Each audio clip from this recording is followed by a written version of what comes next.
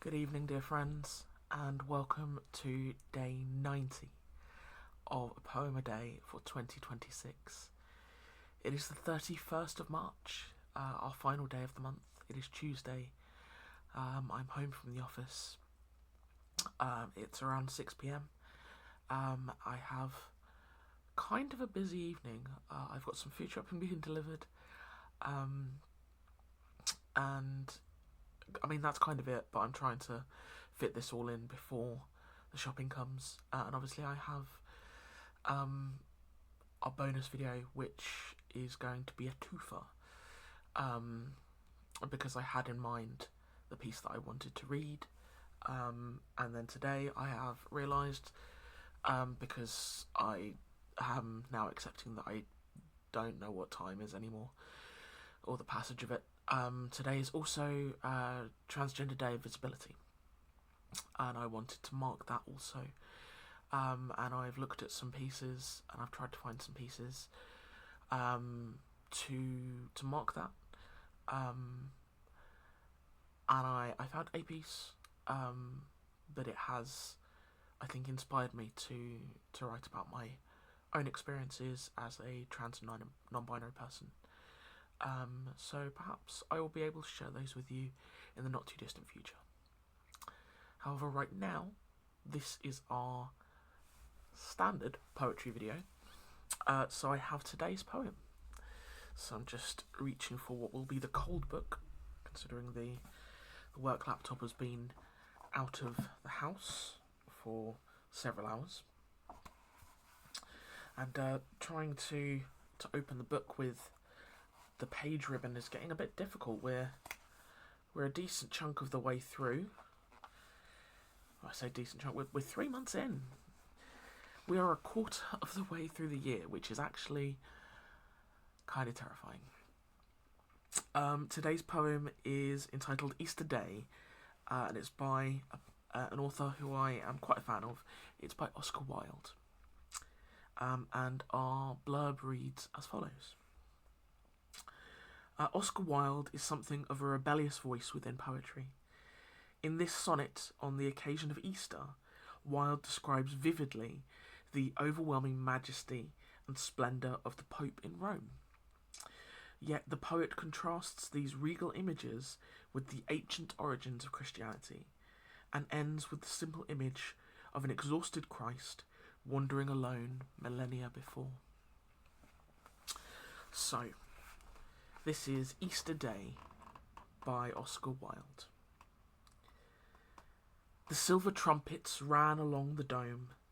The people knelt upon the ground with awe. And borne upon the necks of men I saw, like some great god, the holy Lord of Rome. Priest-like, he wore a robe more white than foam, and king-like, swathed himself in royal red. 3 crowns of gold rose high upon his head. In splendour and in light, the Pope passed home. My heart stole back across the wide wastes of years to one who wandered by a lonely sea and sought in vain for a place to rest. Foxes have holes, and every bird its nest.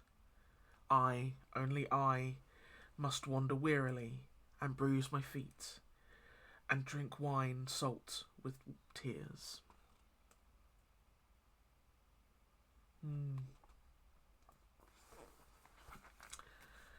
Powerful words by famously queer author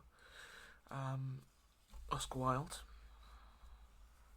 Yeah, really interesting to write a sonnet essentially about the Pope.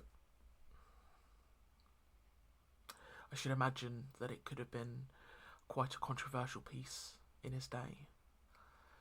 But Wilde was, as it said in the blurb, a very controversial author.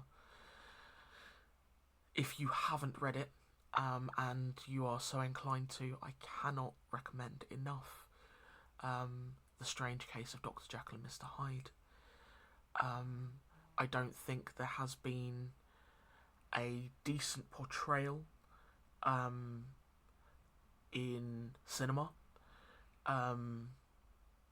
unfortunately, because I think it could be something that could be done.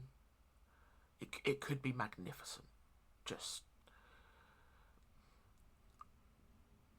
when I think transformation, my mind immediately goes to Werewolf in London, which is still so classic and was groundbreaking at the time. And when I think of the technology that we have now, I feel like a Dr. Jekyll and Mr. Hyde film could be mind-blowing. Just, yeah. But that means that if you want to know the story, you must read it. I know, I'm aware I'm going on a complete tangent from the poem, but I am a huge fan of... I've just realised that Oscar Wilde didn't write Dr. Jekyll and Mr. Hyde. That was Robert Louis Stevenson. Oscar Wilde wrote the equally fantastic... oh, goodness, what was it called? And I'm sure people are yelling at me as they're watching. The Curious Case of Dorian Gray. And that's something which could be done incredibly well in cinema at the moment as well. Another fantastic book. When I say that I studied the Gothic for my English Literature A-level, I am not kidding. While I can barely remember what I did yesterday because my short-term memory is atrocious, yes, I can remember what I did at school from years ago. To be fair, both fantastic books. Yes. Ren recommends.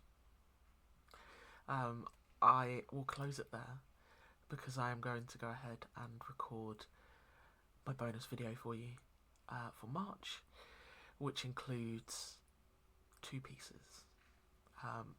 So, thank you, friends. I hope you've had a great day, and I'm looking forward to sharing these 2 pieces with you.